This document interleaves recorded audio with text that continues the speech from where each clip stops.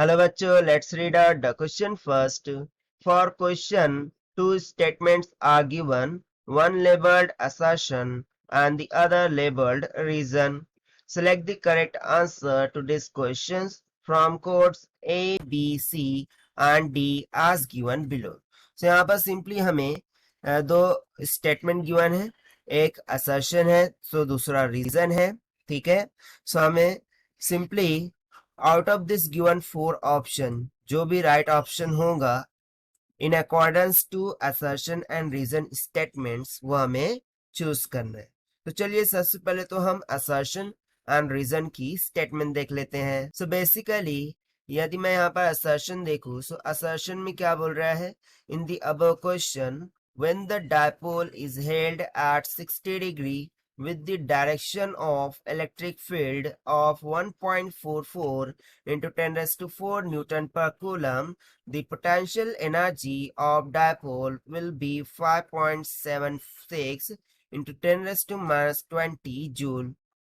ठीक है, यानी कि सिंपली डायपोल को यदि हम इलेक्ट्रिक फील्ड के रिस्पेक्ट में 60 डिग्री पर होल्ड करें, तो उस टाइम पर इलेक्ट्रिक फील्ड ये होती है, तो उसकी पोटेंशियल एनर्जी हमें गिवन है. ठीक है, अब रीजन में क्या बोल रहा है, पोटेंशियल एनर्जी का फॉर्मूला बोल रहा है, that is potential energy is equals to minus of dipole strength into electric field cos theta 2 minus cos theta 1. और यहाँ पर देखिए हमें कैलकुलेशन करके बताया हुआ है. अब फाइनल आंसर यहाँ पर उसने लाया है 5.76 इंटू 10⁻24 जूल के इक्वल. सो देखिए असर्शन और रीजन दोनों ही स्टेटमेंट के आंसर मैच कर रहे हैं क्या, नहीं. So let's see the solution. Okay, what we conclude here. So let's see. So before of that, let's see the key concept which we are going to use here for this question. So basically it is talking about a dipole.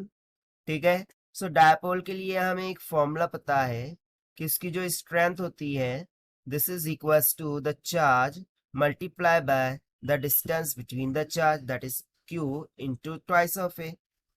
ये तो हो गया एक formula. And second होता है potential energy का. सो potential energy का formula क्या होता है, magnitude of dipole strength multiply by electric field in bracket cos of theta 2 minus cos of theta 1. ठीक है, यही फॉर्मूला होता है. सो बस इसी कॉन्सेप्ट का हम यहाँ पर उपयोग करने वाले हैं. तो सबसे पहले तो क्वेश्चन को अंडरस्टैंड कर लेते हैं. सो लेट्स सपोज कि ये पैरेलल यूनिफॉर्म इलेक्ट्रिक फील्ड हो गई. ठीक है, ये बार जिसकी डायरेक्शन मैंने राइट वर्ड मान लिया. ठीक है, इस डायरेक्शन में मान लिया. अब डायपोल होता क्या है, so basically let me show you here कि लेट सपोज कि यहाँ पर एक पॉइंट चार्ज है, यहाँ पर दूसरा पॉइंट चार्ज है. ठीक है, सो इन दोनों को मिला दे तो डायपोल तैयार होता है. ठीक है, जिसको हम जिसकी डायपोल स्ट्रेंथ को हम P से डिनोट करते हैं. सो बेसिकली ये होता है माइनस क्यू चार्ज और ये होता है plus Q charge.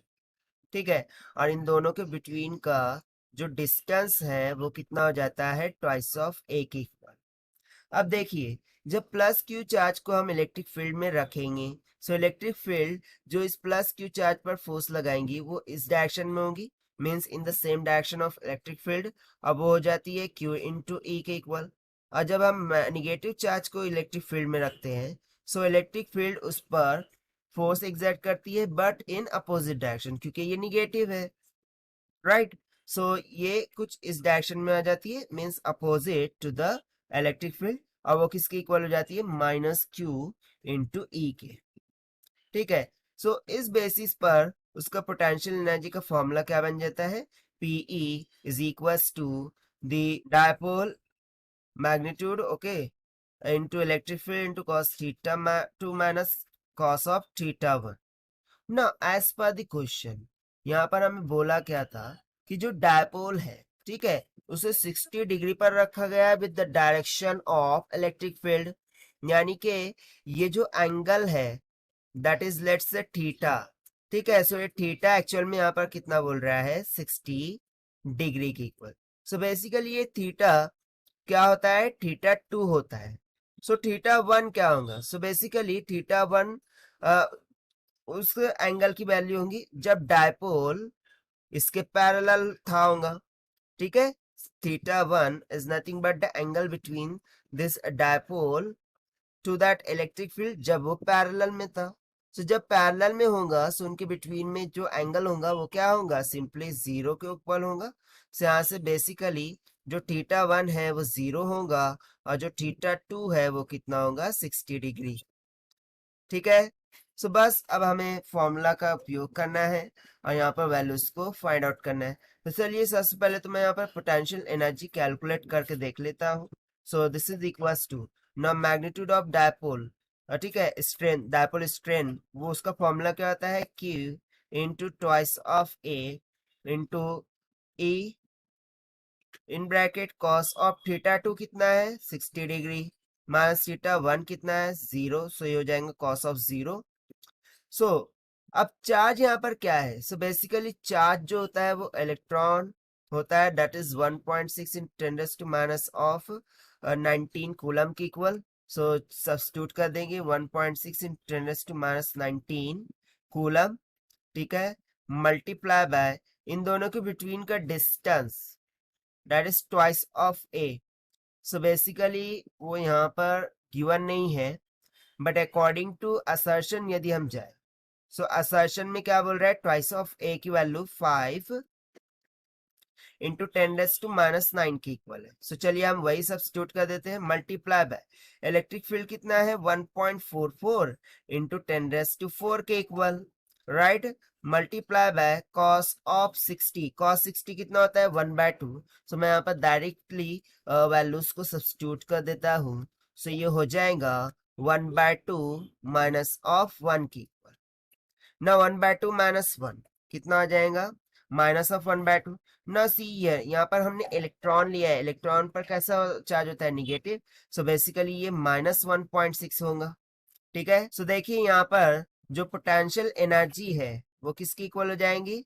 Minus of 1.6 in 10 - 19 multiply by 5 into 10 - 9 multiply by 1.44 into 10 4 multiply by 1/2 minus 1 कितना होगा? Minus of 1/2।